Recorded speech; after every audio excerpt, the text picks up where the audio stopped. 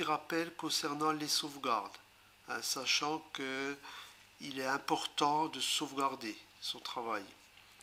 Alors, pour ça, vous avez deux manières possibles de sauvegarder. Soit vous êtes sur un dessin où vous n'avez pas terminé, vous avez besoin de retravailler dessus, ou sachant qu'il va être repris dans l'avenir pour être à nouveau modifié ou pour servir de modèle, etc. Donc, dans ce cas-là, je vais sauvegarder mon bureau. Ça veut dire que je sauvegarde complètement mon environnement, mes étapes, mes calques, etc. Le gros avantage, c'est donc de pouvoir reprendre à n'importe quel niveau mon travail. Par contre, l'inconvénient dans ce type de sauvegarde, ce n'est pas un fichier qui sera exploitable par d'autres personnes. Il va être sauvegardé dans un format qui est spécifique à GIMP. Alors, pour ce faire, on va procéder de cette manière.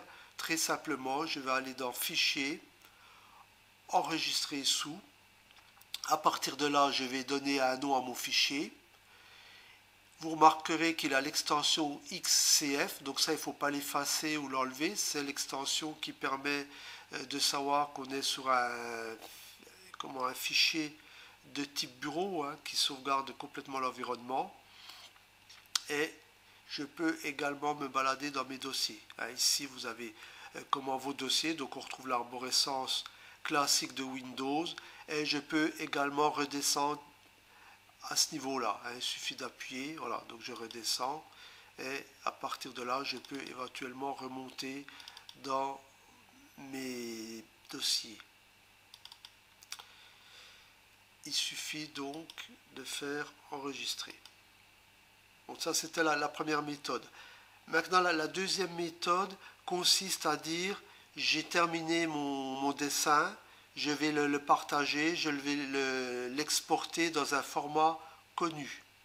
Bon, par exemple, vous avez tous entendu parler du format JPEG, hein, et donc je peux par exemple décider de le sauvegarder au format JPEG. Alors là, la méthode est un petit peu différente, sachant que si vous utilisez ce type de sauvegarde, vous perdez tous vos calques. Donc ça veut dire que en fait, vous n'allez pas retravailler sur ce fichier. C'est terminé, je le sauvegarde et je le partage. Alors pour ça, il suffit d'aller dans Fichier, Exporter. Donc là, je retrouve le même principe, hein, toujours d'arborescence. Hein, ici et là, donc mon arborescence Windows. À partir de là, je peux lui mettre un nom. Et soit vous connaissez le type d'exportation, par exemple, souvent on entend parler de JPEG, donc si je le sauvegarde en JPEG, il suffit de mettre JPG ici. Et lui va choisir d'emblée le module correspondant. Voilà, JPG. Et donc je mets ici exporter. Sachant que si vous êtes sur un fichier qui est trop gros et que vous avez besoin de le réduire pour l'envoyer par mail par exemple, il est possible de le réduire à ce niveau-là. Hein, donc il est évident que à plus je vais descendre, à plus j'ai perte en qualité. En principe, il vaut mieux éviter de descendre en dessous de la barre de 50-60%.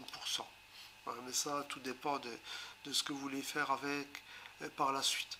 Donc je règle mon curseur. Si je veux aucune perte, à ce moment-là, je vais me mettre tout simplement à 100% et il suffit de faire exporter. Alors dans cette même méthode, vous ne connaissez pas le nom, le JPEG, vous ne connaissez pas l'extension, donc vous pouvez aller à ce niveau-là. Et ici, vous avez toutes les possibilités d'extension supportées par GIMP. Donc là, je vais chercher dans la liste, hein, mon extension. Bon, je la retrouve ici, hein, JPEG, voilà. Et donc, je peux faire exporter. Bon, là, il a vu que j'ai déjà au préalable fait une sauvegarde. Donc, il me propose de remplacer le fichier. Donc, remplacer. Voilà. Une manip, donc, qu'il est important de maîtriser, hein, dans tous les cas.